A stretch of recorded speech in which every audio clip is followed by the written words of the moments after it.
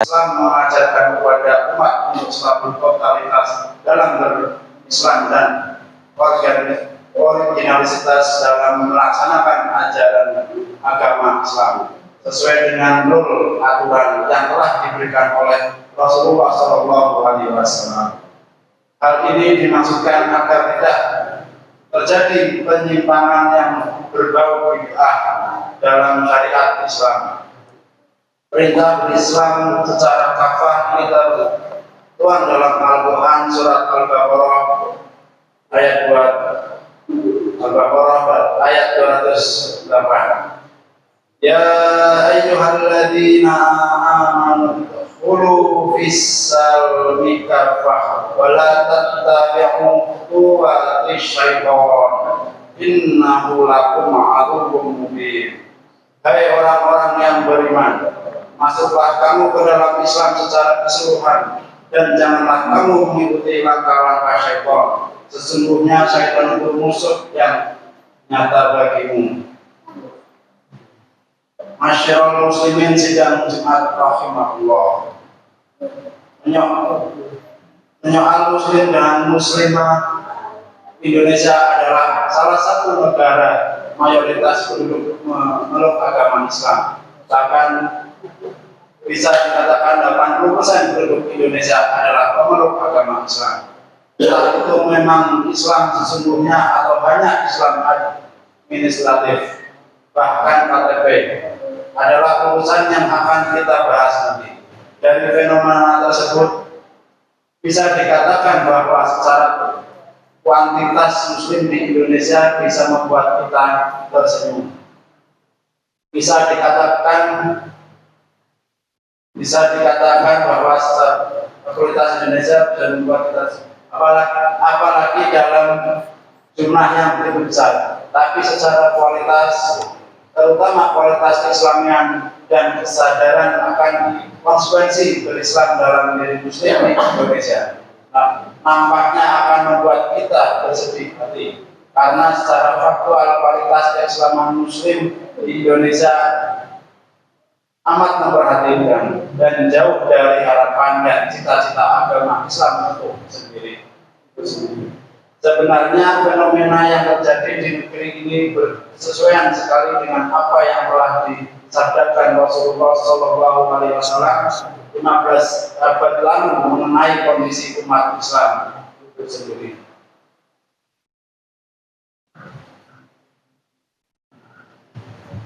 Haddatsani Abu Abdis Salam an Thawbana qala Rasulullah sallallahu alaihi wasallam yusiku umamu an alaikum kama tada akalatu ila qas'atiha faqala qailun wa min illatin nahnu yawma idin qala bal antum yawma idin kasiru walakinnakum uzaun fahusa isai.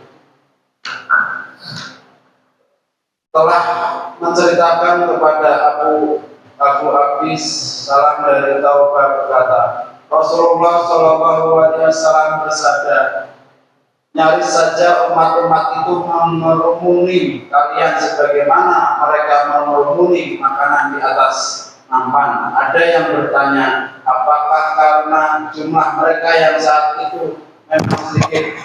Tidak, justru ketika itu jumlah kalian banyak, tetapi kalian ibarat seperti buih yang diombang-ambingkan ke lubang.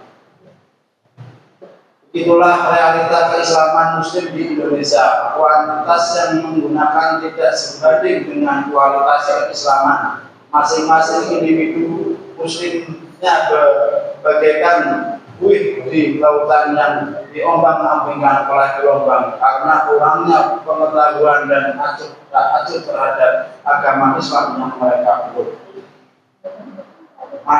Masyarul muslimin sidang Jemaah rahimahullah. Secara general realita keislaman muslim di Indonesia bisa dilihat dan diklarifikasikan menjadi 4. Pertama, Islam hanya simbolis. Maksudnya agama Islam hanya dijadikan sebagai simbol saja. Biasanya dibuktikan dalam kartu tanda penduduk KTP. Percaya atau tidak, inilah realita Muslim Indonesia. Mereka hanya menjadikan agama Islam sebagai simbol saja. Bahkan ada yang menjadikan sebagai syarat administratif kelembagaan saja.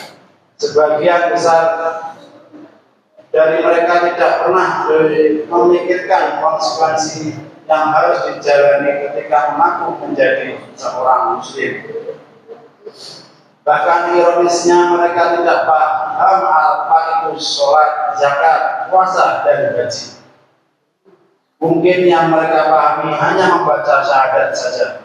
Padahal bangunan Islam itu berdasarkan 5 perkara, sebagaimana Rasulullah SAW bersabda, "An Abdullah bin Umar nahada bi radhiyallahu anhu qala sami'tu Rasulullah sallallahu alaihi wasallam yaqulu nubiyal islamu ala khamsi syahadati an la ilaha illallah wa anna muhammadan rasulullah wa iqamis sholati wa ita'iz zakati wa hajjal baiti wa shaumi wa Ramadan." Dari Abdullah bin Umar bin Khattab radhiyallahu anhu berkata, saya mendengar Rasulullah sallallahu alaihi wasallam bersabda, Islam didirikan di atas 5 perkara, yaitu bersaksi bahwa tiada Tuhan selain Allah dan Muhammad adalah utusan Allah, mendirikan sholat, mengeluarkan zakat, mengerjakan haji ke Baitullah, dan berpuasa pada bulan Ramadan. Membangun Islam dengan 5 perkara ini adalah suatu kewajiban bagi setiap Muslim, karena dengan kelima pilar inilah agama Islam dapat tegak. Kedua, adanya tuduhan bahwa Muslim Indonesia adalah orang yang tidak mempunyai akhlak atau etika. Munculnya tuduhan yang demikian tidak lebih disebabkan karena banyak masalah dan kasus-kasus yang hingga saat ini masih menjadi aktual dan sorotan media massa. Tidak lain adalah masalah korupsi para pejabat dan pegawai pemerintahan. Sungguh ironis, memang negara yang mayoritas Muslim ini ternyata memiliki banyak orang yang tidak jujur dan tidak bisa dipercaya. Upaya mengemban amanat sebaik mungkin malah menggunakan nama amanat tersebut untuk memperkaya diri sendiri. Keburukan ini semakin menjadi karena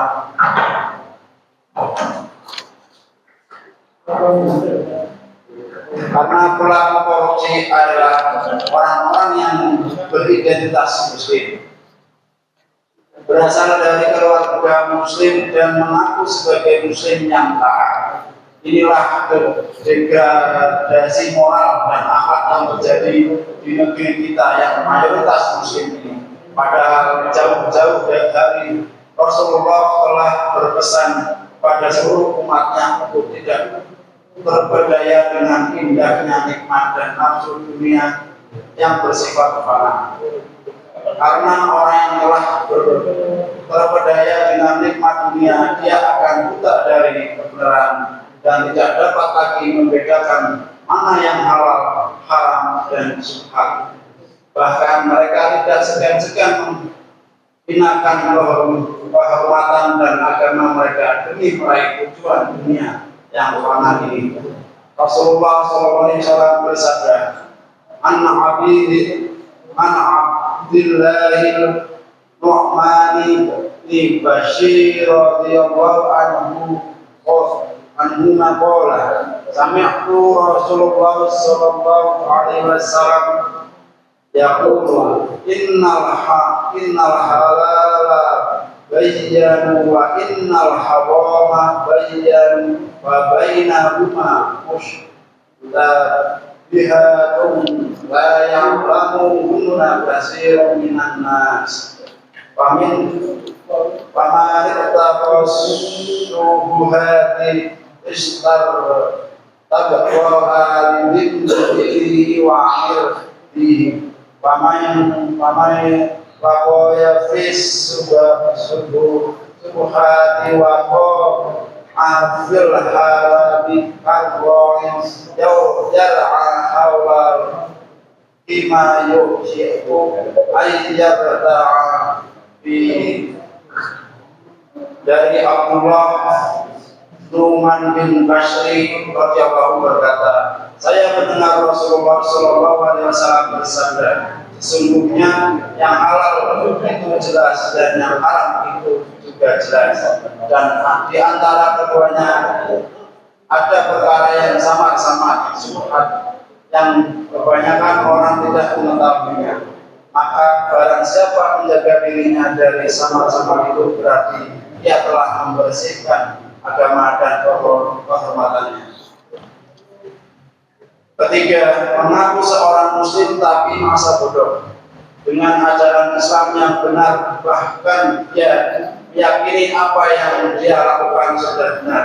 Muslim yang seperti ini adalah muslim yang tidak memiliki ilmu dan pengetahuan yang holistik tentang Islam. Dia hanya mengekor dan ikut-ikutan saja.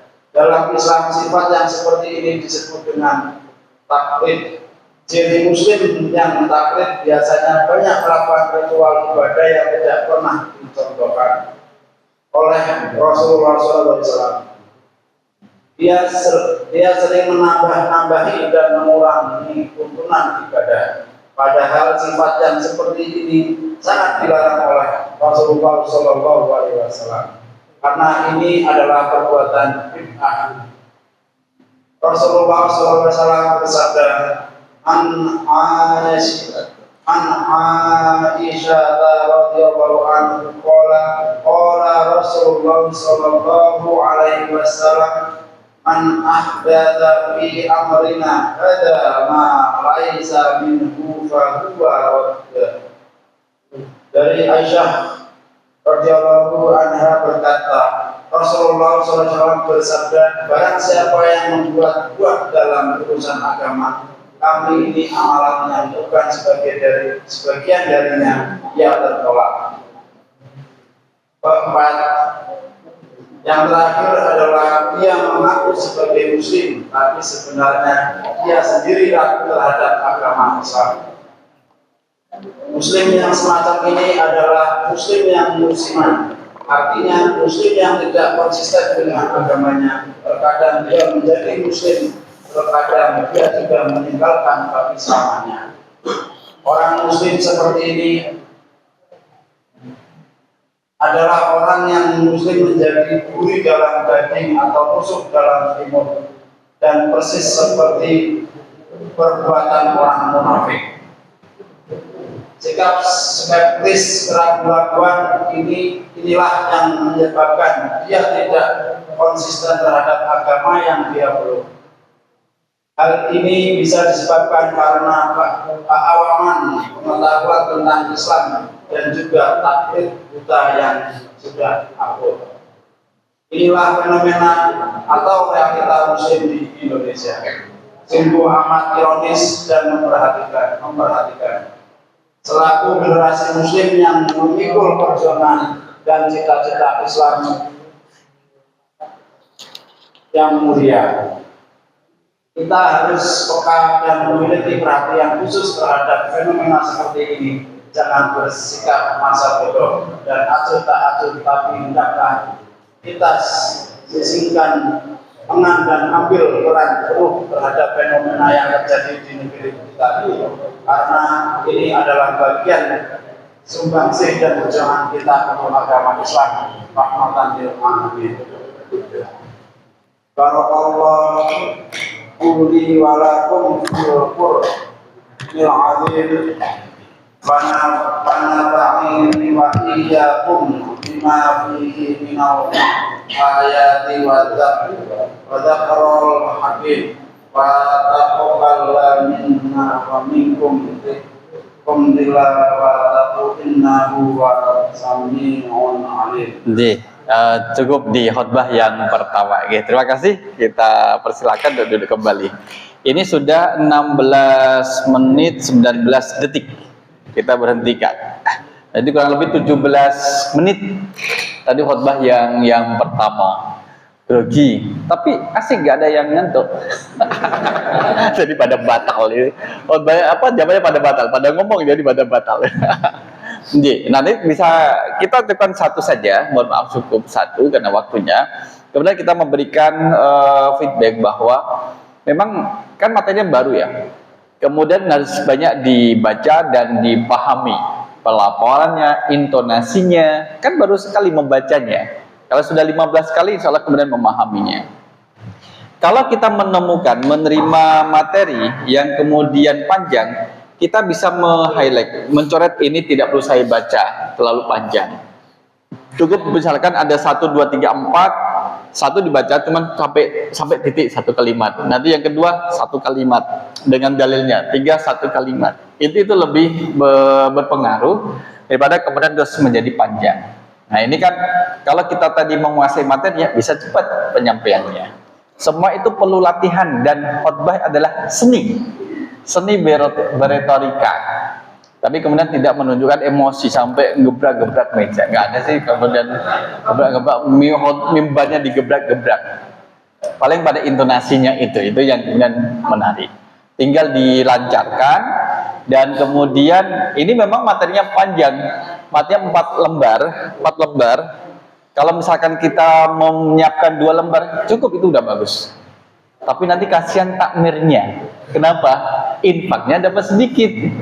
Belum sampai belakang sudah selesai. Nasi yang disediakan sudah banyak, lombok dan sebagainya. Oke, maka nanti disiapkan dengan baik, dibaca dan semua memang perlu latihan. Tadi saya sampaikan jangankan kita gitu. Seorang profesor saja itu perlu latihan karena memang bukan di bidangnya dia. Bukan profesor studi Islam, Islamic Studies bukan, tapi memang profesor di bidang yang lain. Bidang yang lain yang saya ketahui sih masalah ekonomi, di bidang ekonomi. Jadi memang bukan jurusan keagamaan. Jadi Bapak semakin ada keberanian gitu. Pak Mar semangat tuh Pak Mar. Memang disiapkan Bapak-bapak jadi takmir di masjidnya memang harus mengkader memunculkan satu. Di kampung kami misalkan guru-guru kami yang dulu ngajar di madrasah sekarang sudah dijadwalkan tetap untuk jadi khotib Jumat. Berawal dari membaca, pernah saya kemudian mendengar salah mengutip surat ayat, itu kemudian tidak ada yang protes karena tidak ada yang tahu kan. Karena dibaca Al-Isra ayat 7, dibaca Ali Imran ayat sekian. Tetap nggak boleh protes gitu, dengerin saja. Saya juga lupa untuk mengingatkan setelah khutbah, lupa. Itu yang juga belajar. Tapi intinya tersampaikan, cuman salah menyebut surah dan juga ayatnya. Hal yang biasa dan masih dimaklumi, tidak membatalkan khutbah. Kalau salah rawahu Bukhari Muslim, padahal cuma Imam Bukhari. Atau kemudian rawahu Bukhari Muslim ternyata adalah Ibnu Majah. Itu tidak sampai membatalkan khutbah. Tidak sampai membatalkan khutbah. Ya, sudah berani. Ada yang belum berani? Bapak-bapak untuk khutbah? Angkat tangan? Tidak ada. Terima kasih. Berarti dengan demikian sudah berani semua. Sudah berani semua dan nanti bisa dipraktikkan. Kalau misalkan perlu pendampingan, insya Allah juga bisa kita dampingi untuk latihannya. Kalau misalkan perlu materi, silahkan nanti gabung di grup PRM Ambar Ketawang Selatan. Nanti biar di-share materi-materi yang berkaitan dengan khutbah Jumat. Demikian Mas Falah, sebelah sana. Alhamdulillah jam 9.10 kita cukupkan untuk pelatihan dan juga praktiknya. Mudah-mudahan nanti bermanfaat.